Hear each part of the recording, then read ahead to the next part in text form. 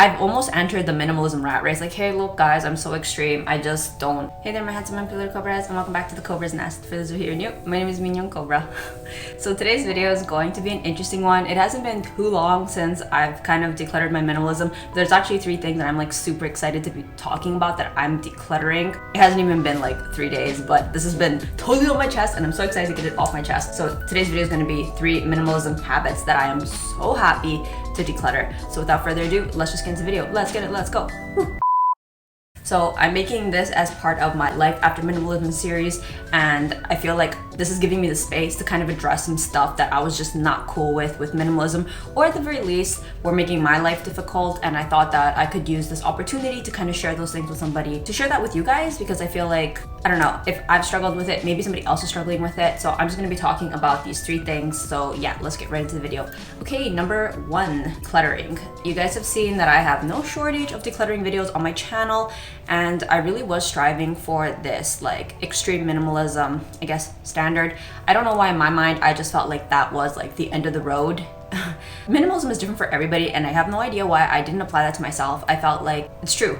Just because somebody else is an extreme minimalist doesn't mean I have to be an extreme minimalist. But I guess at the time, that's not how I saw it. I really did genuinely think that an extreme minimalist was the ideal, the standard, the end of the road. So for me, I just kept decluttering and decluttering, trying to get there. And honestly, like, don't get me wrong, decluttering can be a good tool. And I think if used correctly, I think I took it too far, trying to get to extreme minimalism. So yeah, I think that I'm at a place right now where I feel like I'm okay with not having to declutter anymore. And I think as I kind of have the space to kind of like reflect on it, I thought about why it is that decluttering just was so uncomfortable for me. And I think that's because I, in the first place, am an extremely intentional shopper. I definitely have to credit minimalism with this. I'm really intentional about when I buy or what I buy. I take about like 3 months to a year before I buy anything, really. I know it's even I'm starting to think that that habit is also really unhealthy too. I really should not be taking a year to make simple decisions, and I'm talking basic stuff like shampoo or like a shirt or even just like a bag of guys, honestly, I'm just so glad to just have the space to be like, okay, all of these habits, let's chill. It really doesn't need to be that deep or that serious. So I'm really glad to not have to declutter anymore, because when I was decluttering stuff, honestly, I was decluttering the stuff that I loved, things that made me really happy. And I feel like I don't need to live by Fumio's principle anymore, that even if it does spark joy, get rid of it. I'm decluttering that as well. I think that if that works for Fumio, I am super happy, and I'm really happy that I tried it. But upon trying it, I realized that that doesn't serve me. I'm not happy getting rid of things that make me happy. I just don't see the function in that anymore. It doesn't fulfill me. It doesn't add anything to my life. So I'm just not going to do that anymore. If I'm going to declutter something, it's going to be because it's like a natural process. It's like worn out. It's done. It's extremely old. I really don't want it.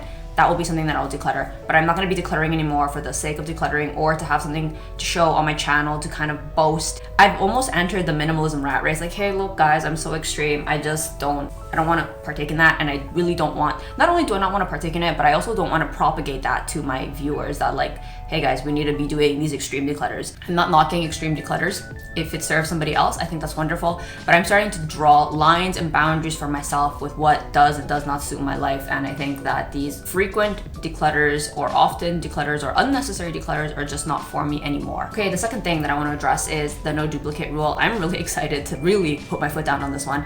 The no duplicate rule was one of the earlier roadblocks that I hit with minimalism. I was so religious with this. I got rid of so many wonderful things that I loved, again, in the realm of things that sparked joy, because, you know, it was a duplicate. Like, I couldn't have 2 purses because that's a duplicate. I couldn't have more than 7 days worth of clothes because that's a duplicate. Luckily, I kind of wisened up and became more practical about this rule early on, to the point where I think 2 years in, I started making content based on that rule, that how difficult it was for me. So I no longer subscribe to that rule in any form, any shape or form. Like, I'm not about the no duplicate rule. I have plenty of duplicates and I'm fine with that. I think that if I'm fine with it and it's not hurting anybody else, we're just gonna leave it at that. If the no duplicate rule serves somebody else, I'm really happy. I think that's wonderful. If it works for you, that's great.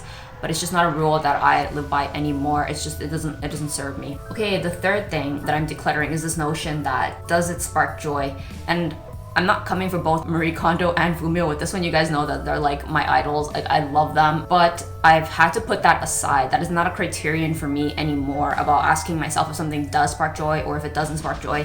It's just I feel like it's not a deep enough reason or a very coherent reason or should be a guiding principle as to why I am keeping or not keeping something. There's a lot of things that I have mentioned in my channel that I keep because it's like I need it. It's not particularly sparking joy. It's funny though, I actually only own one pair of chopsticks. I don't even own a spoon or a fork or a knife, so it's very bizarre that like certain things that people talk about, like you can have lots of spoons and it's okay, it's actually not something that I have. But I can give the example of workout clothes. I work out a lot, not a lot. I frequently work out and I run, so it's like a really sweaty activity, so I think having a spare change of gym clothes is a reasonable thing. Unfortunately, I did not come to this, stupid realization until after I decluttered my gym clothes. I only have one set of gym clothes right now, and I'm just kind of like, that was really wasteful and really dumb, because it was like 2 gym clothes is not sparking joy when it's like, okay, I have to let this go. This is clearly not, I don't know, I think I'm doing this. I think at some point, I think I was just doing this wrong. I think I have this bad habit of taking guidelines and tips and turning them into these strict rules and boxes. So I think with like letting go of my minimalism, I'm able to let go of all of these rules. And now I just feel like another thing is, in terms of like asking myself the question of something sparking joy, I've been examining this concept. It's called clutter core. And I was like, that's a thing. I don't know if you guys have heard of these like cottage core. They're like aesthetics or notions that are reactions to things. So the younger gen is actually having a reaction to minimalism. They don't like the minimalism aesthetic. So they're enjoying what's called like grandma core or clutter core, which is like having like an abundance of stuff.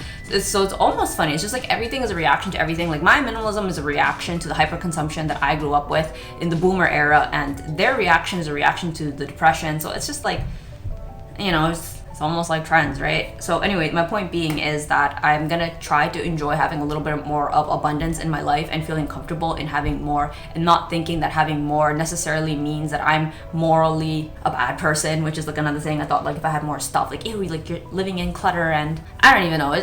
This stuff runs real deep, so I'm just really glad to like let go of that. Anyway, those are 3 minimalism habits that I am extremely happy to let go of, or at the very least not partake in the near future, because I tried it for many years. I think like 7 years, didn't really work for me, so I'm putting that aside, not right now.